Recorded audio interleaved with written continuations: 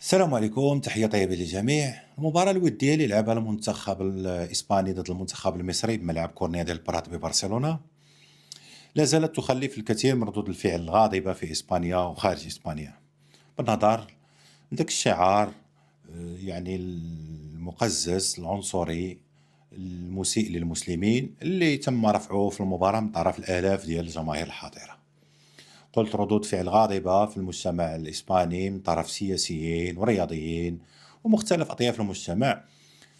فئات كثيرة استهجنت ذاك السلوك واعتبرته مسيء لإسبانيا وللصورة ديال إسبانيا وللقيم التي بني عليها انتقال الديمقراطية في إسبانيا. باش ما نعمو داك السلوك، واش ما يعتقدوش الناس خارج إسبانيا أن الأمر يعني يتعلق بواحد واحد التفكير جماعي عند كافة أطياف الشعب الإسباني بهذا الخصوص. كاينة تنامي ديال المد اليميني المتطرف في المجتمع الإسباني.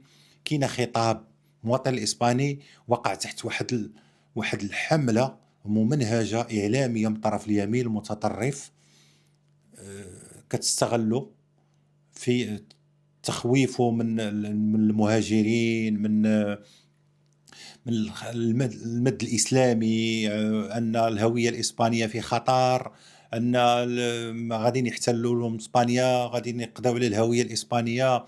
المواطن الإسباني هذا الخطاب هذا ولا كيفطر ويتغدى ويتعشى به يوميًا، بشكل أنه ولا كيتبنى يعني هاد الطروحات ديال اليمين المتطرف.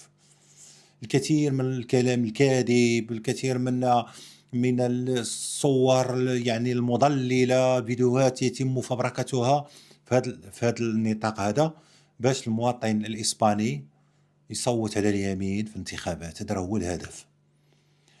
وداك الشيء اللي شفنا في ملعب كورنيا ديال برات هو واحدة من تجليات هذا المد اليميني المتطرف اللي كاين في إسبانيا. صحيح أن الملاعب الإسبانية ومنذ القديم كتعرف سلوكات عنصرية في المدرجات، حالات كانت ديال العنصرية تسجلت مرارا وتكرارا، ولكن الأمر مختلف. هذا اللي وقع في ملعب كورنيا ديال برات هذه المرة مختلف تماما على ما يجري عادة في الملاعب الإسبانية، لأن عادة كتكون إساءة من طرف بعض الأشخاص، يعني قلة قليلة ما كيتعداوش 10 الناس، كيبقاو يديروا شعارات عنصرية أو يقولوا شي حاجة مسيئة للاعب أو مدرب أو بغرض الضغط على الخصم باش الفرقة ديالهم تربح. ولكن الأمر اللي كان في ملعب كورنيا ديال برات كان مختلف تماما، كان انعكاس لذاك الخطاب ديال اليمين المتطرف اللي واقع عليه الشعب الإسباني حاليا، واللي كياكل فئات منه يعني يوما عن يوم. ولات الصورة ديال المهاجر بصفة عامة، وخصوصا أتحدث عن المغاربة، لأن المغاربة هما في الأولى ديال القائمة ديال المهاجرين من حيث العدد، حوالي مليون شخص كتواجد في إسبانيا. يتم تصويرها على أنها عالة على المجتمع الإسباني، وواحد الخطر على الهوية الإسبانية، وأن الناس كتعيش بالمساعدات ديال الصناديق العمومية وما كتخدم، ما كتكوتيزي، ما كدير حتى حاجة. هذا هو الخطاب دابا اللي واقع تحت منه الرأي العام الإسباني، المواطن الإسباني بصفة عامة يعني ولا متأثر جدا بالخطاب ديال اليمين المتطرف. وداك الشيء اللي بان في ملعب كورنيا ديل برات هي واحدة من التجليات داك الشيء اللي يحدث يوميا في أرض الواقع، في وسائل التواصل الاجتماعي، في الشارع الإسباني، في المرافق العمومية الإسبانية. هذاك الشيء اللي دارو جمهور ديال ملعب كورنيا كنشوفوه بشكل يومي في الفضاءات العامة اللي كاين في إسبانيا، غير باش نخرجوا الأمر من النطاق ديالو الرياضي الذي تعرفه الملاعب عادة الإسبانية من شعارات عنصرية. أنا درت واحد البحث يعني صغير فيما جرى في ملعب برشلونة كورنيا. مصدر مسؤول ويعني كان حاضر في الملعب، هو يشتغل في الأمن الخاص، كان ساعات قبل المباراة في الملعب، قال لي بأن كان إنزال ديال حزب فوكس قبل المباراة يعني كانوا جابوا يعني واحد الكمية كبيرة ديال الرايات ديال إسبانيا، كيفرقوا على الجمهور اللي كان متجه للملعب، باش أن المدرجات تبان يعني بديك الشكل اللي شفناه ديال كلشي هاز الراية ديال إسبانيا. الهدف كان هادي، ربما هو هدف مشروع، أن محاربة يعني ديك النزوعات الانفصالية اللي كاينة بحكم المباراة تلعب في برشلونة، وكاينة ديك يعني النزعة القومية الكتالانية اللي كاينة في برشلونة. حزب فوكس حاول أنه يعطي صورة لأن ديك الخطاب الانفصالي يعني محدود في برشلونة، وأن الأغلبية أغلبية وحدوية، والدليل على أن الملعب كامل كان من رايات، والمباراة ديال المنتخب الإسباني تقام في برشلونة. هذا كان الهدف ديالهم، ربما هو هدف مشروع. أي حزب ربما موقف ديالو من الوحدة أو الانفصال، داك الموقف السياسي ما يمكنش أنك يعني تنازع شي حزب عليه، ولكن الأمر تم تغليفه بشعارات كما شفنا مسيئة للمسلمين. هذاك ديك التشجيش اللي دار الحزب اليميني المتطرف فوكس هو اللي خلى الجمهور، لأن الجمهور في واحد اللحظة ديك الجو ديال الحماس كيبقى غير جبر واحد دولة جوج، بداو في الشعار، فإذا تبعوه الملعب كامل تبعوه، وحتى واحد ما رد البال، لأن الأمر غيكون عنده انعكاسات خطيرة جدا. بين مدى الوضع اللي كاين دابا حاليا في اسبانيا، كاين خطر ديال اليمين المتطرف على المهاجرين، على التعايش اللي كاينه بين الثقافات والاديان اللي كاينه في اسبانيا. اسبانيا واحد البلد ديال الهجره، يضم خليط غريب وعجيب من الثقافات ومن من المشارب الفكريه والايديولوجيه وكذا، والكل يتعايش تحت دوله مدنيه. هذا هو المطلوب من يعني كل من يعيش في اسبانيا.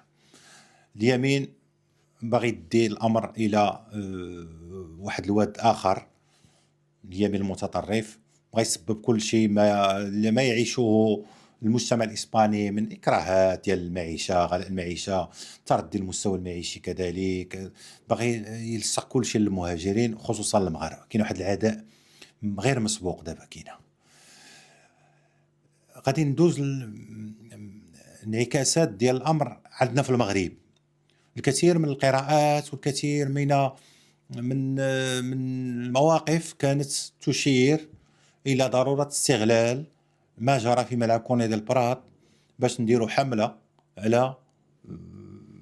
على اسبانيا، وردوا لها الصرف في ما قام به رفيع الوزراء رئيس الجامعه الاسبانيه عندما حدث ما حدث في نهائي كأس افريقيا للامم. وخرج ذاك التصريح اللي قال بان المغرب غير مؤهل لاحتضان المباراه النهائيه لمونديال 2030، بنظر لان ما عجز على تنظيم مباراه نهائيه ديال الكان. استغل المناسبه بواحد الشكل اللي كان مقزز جدا، ما دارش اعتبارات ديال ان ملف مشترك او ان ربما هما كاينه واحد التحالف. ربما خصو يكون عنده واحد الواجب ديال التحفظ انه يقول داكشي، هو بغى يستغل المناسبه. ولكن انا لا اعتقد ان الامر باش نديروا حمله على اسبانيا ونقولوا بان لا تستحق تنظيم المباراه النهائيه وحنا الاحق بها حيت عندها العنصريه. هذا الشيء هذا ممكن نديروه، ولكن نديروه من اجل دعم هذاك المليون مغربي اللي كاين في اسبانيا، وليس من اجل نهائي كاس العالم. لان نهائي كاس العالم تقرر فيه الفيفا، واخر معيار عندها هو هادشي ديال العنصريه او التجهيزات او موقف السيارات او داكشي الشكل ديال الملعب. او الفيفا المعيار الوحيد ديالها هي كم يعني غادي تكون المداخل ديالها من ديك المباراه النهائيه. كاينه رعاة شركات اللي متعاقده مع الفيفا كيجلسوا وكيحدوا فين المونديال غيكون عنده اكبر مردوديه ماليه، وليس فين غادي يكون النهائي، واش عنده الباركين ولا كاينه العنصريه او كاينه كذا. مادام الامر تعطل المغرب في تنظيم كاس العالم، مرة الامر محسوم. يعني راه كاينه ثقه ديال المنتظم الدولي الفيفا وكل شيء، يعني يثق في المغرب في القدرات التنظيميه ديالو. مادام ان المغرب حظى بالثقه ديال الفيفا والمنتظم الدولي وصيفط لجان للتفتيش للملاعب المغربية والمدن المغربية المرشحة لاحتضان المونديال، فهو يعرف أن المغرب قادر أنه ينظم النهائي ديال المونديال، وقادر ينظم الافتتاح ديال المونديال، وأن المغرب ماشي غريبة عليه تنظيم التظاهرات الكبيرة. رافائيل لوسانو التصريحات ديالو ماشي هي اللي غادي تغير يعني الاختيارات ديال الفيفا، لأن الفيفا كتعرف شنو كدير، والفيفا عندها معايير ديالها خاصة راه ما كتأثرش بهاد الرغبات وهاد التصريحات، وما كلاش أننا ندخلو في رد الفعل على واحد التصريحات دارها واحد المسؤول بشكل بهلواني بعد كأس افريقيا، انه نردو عليه حنايا نستغلو حديث ديال العنصرية باش نحاولوا حنايا نجيبوا المونديال بهذه الطريقة هذه. لا اعتقد اننا غادي نكونوا ناجحين في هذه القضية هذه.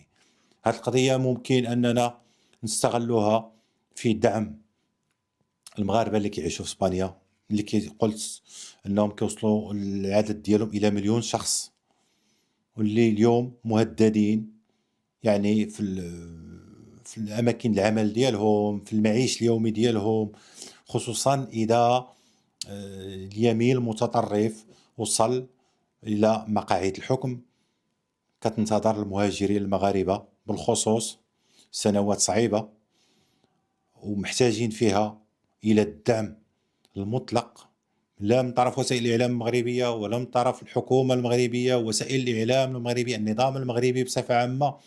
مطلوب من الجميع هذاك الدعم، نديروا حملة على هاد الإساءات اللي كيتعرضوا لها المهاجرين المغاربة حاليا في اسبانيا.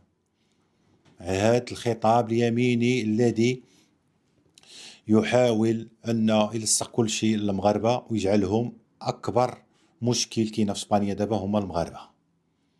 هذا هو المصدر ديال الدعم اللي خصنا نقلبوا عليه في هذه القضية هذه. اما المونديال فلا اعتقد ان الاختيارات ديال الفيفا غادي يغيرها حادث ديال العنصرية او تصريحات ديال مسؤول هنا وهناك، او ادعاء باننا عندنا تحفة ديال البرنابيو وعندنا يعني الامكانيات ديال التنظيم اكثر من المغرب، او الكثير من الكلام اللي الغائب فيه هو المعطى الحقيقي اللي هو مدى قبول الرعاة ديال الفيفا بالمكان اللي غادي تلعب فيه المباراة النهائية واللي غادي يكون فيه أكبر دخل مالي لها وللفيفا. شكرا لكم وإلى اللقاء.